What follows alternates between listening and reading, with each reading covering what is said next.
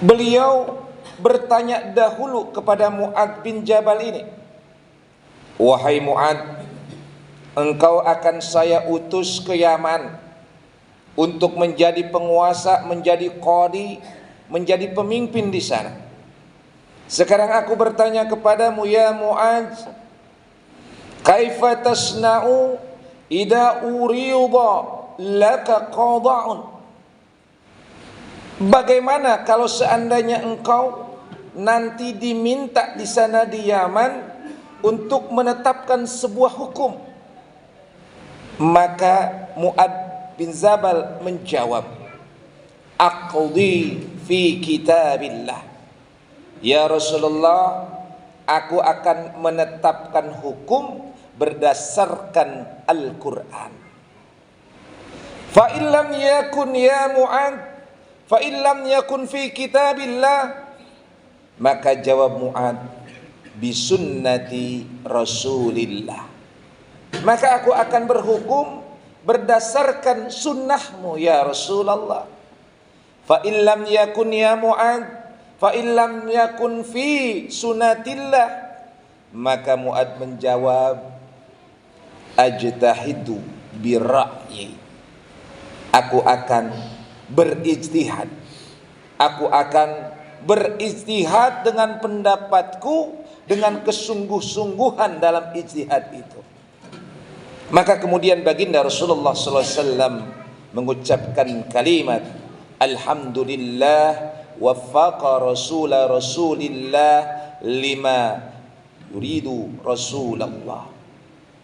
Segala puji bagi Allah yang telah memberikan taufik kepada utusan Rasulullah kepada hal yang diridhoi oleh Rasulullah. Ma'asyiral jamaah yang dimuliakan dan dirahmati Allah Subhanahu wa taala.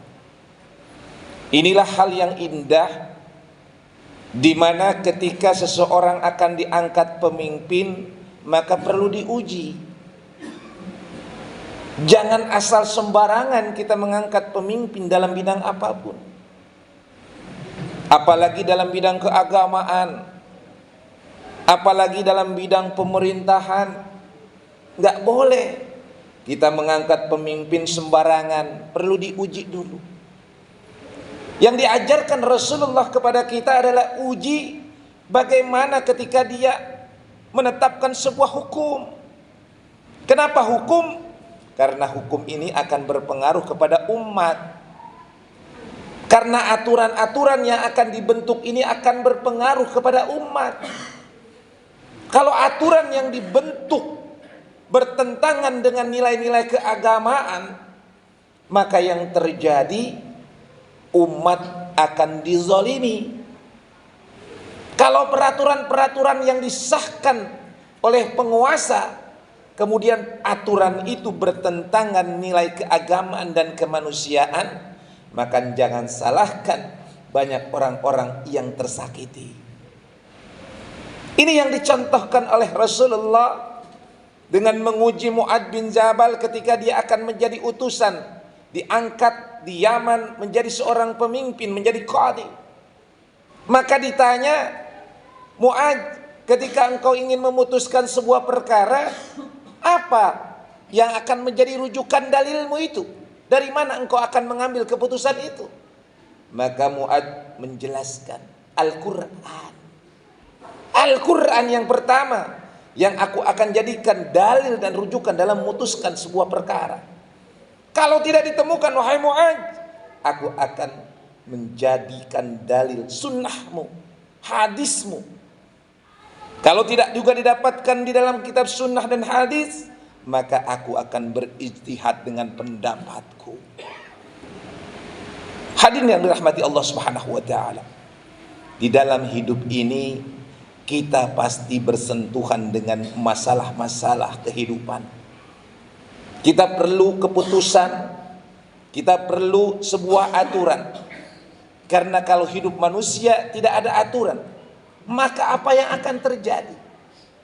Maka sebaik-baiknya yang memberi peraturan adalah yang menciptakan kita. Siapa dia? Allah. Dan sebaik-baiknya agama dan bukan hanya sebaik-baiknya, tetapi satu-satunya agama yang diridhoi Allah adalah Islam.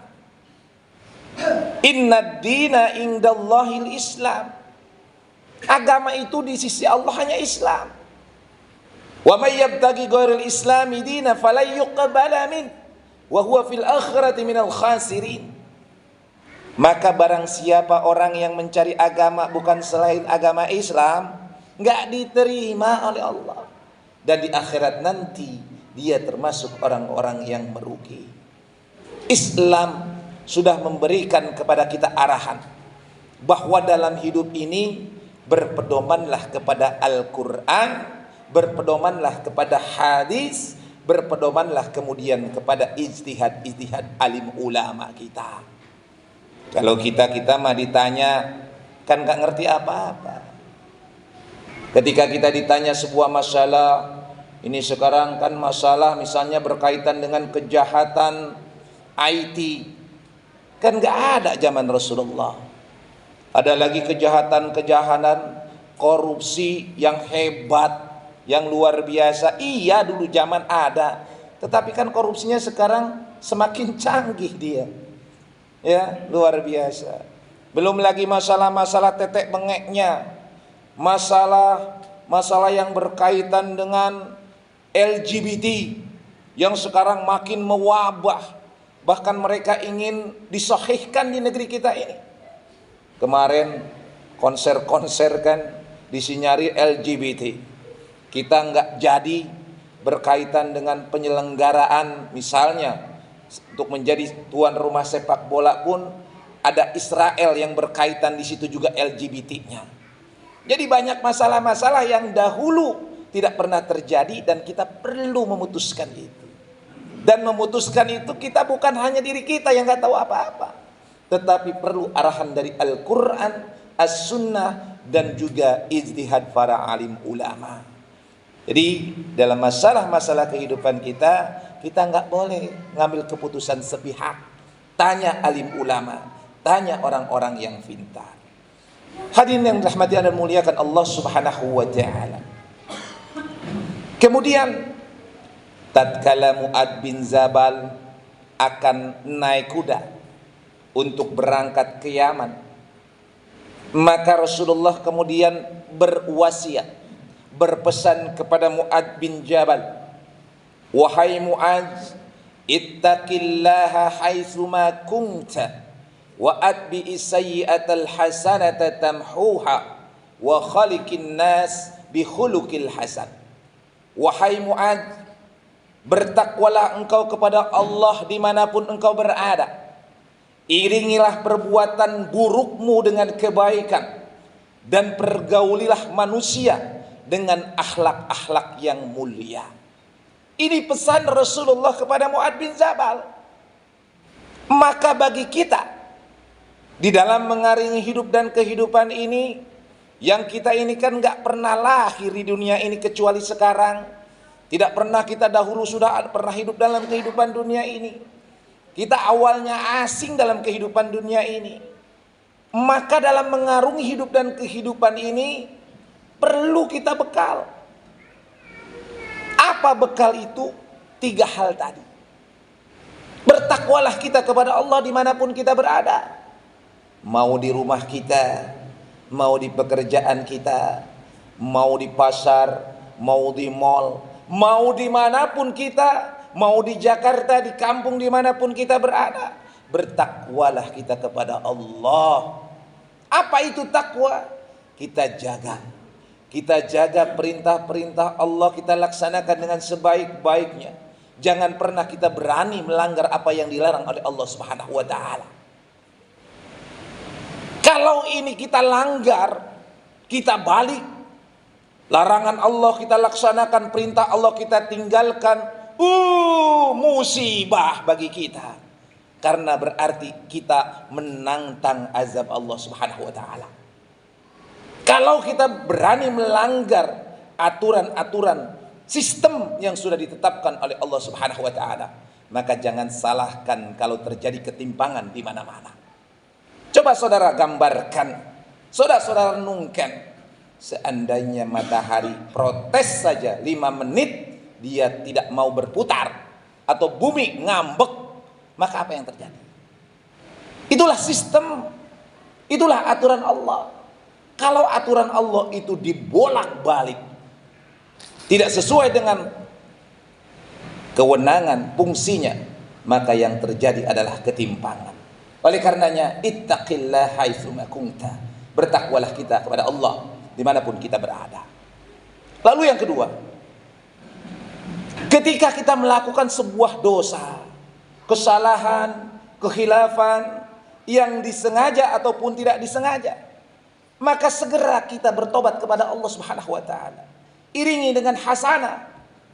Al-hasanah itu adalah makna kita taubatan nasuha. Beristighfar kita kepada Allah Subhanahu wa taala. Jangan biarkan kita dalam dosa-dosa itu. Di antara kita nggak ada manusia yang tanpa dosa. Oh, saya nggak pernah berdosa Pak Ustaz, saya orangnya suci. Lah, manusia ma'al khata wa nisyan, tempat dosa dan kesalahan.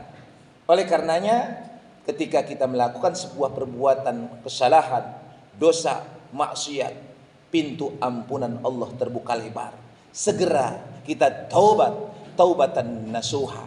Inilah yang dimaksud dengan wa atbi'i sayyi'atal hasanata tamhuha. Kalau perlu kafarat kita keluarkan, kalau perlu dam-dam kita keluarkan, karena memang Islam mengaturkan begitu. Inilah hukum pidana yang sekarang diimplementasikan dalam bentuk struktur kenegaraan kita. Jadi hukum pidana itu sudah ditetapkan oleh Islam dengan adanya hudud-hudud yang berlaku dalam hukum Islam. Lalu yang terakhir, pergaulilah manusia dengan akhlak yang baik. Mari kita sama-sama tanamkan dalam diri kita, keluarga kita, masyarakat kita akhlak yang baik, ucapan yang baik, perbuatan yang baik. Jaga lisan kita, jaga perbuatan kita. Sayangilah sesama kita yang saudara sesama muslim ini. Sayangilah sesama makhluk ciptaan Allah. Tanamkan akhlak yang mulia. Kita lihat banyak kaum kafirin masuk Islam karena akhlak mulia Rasulullah. Banyak orang-orang kafir yang masuk Islam karena akhlak Rasulullah. Bahkan umat Islam di negara kita ini yang 87% ini, banyak mu'allaf yang masuk Islam karena akhlak mulia yang digambarkan oleh Al-Quran dan hadis bagaimana Rasulullah berakhlak. Oleh karenanya kita umatnya maka harus mengikuti akhlak Rasulullah Sallallahu Alaihi Wasallam.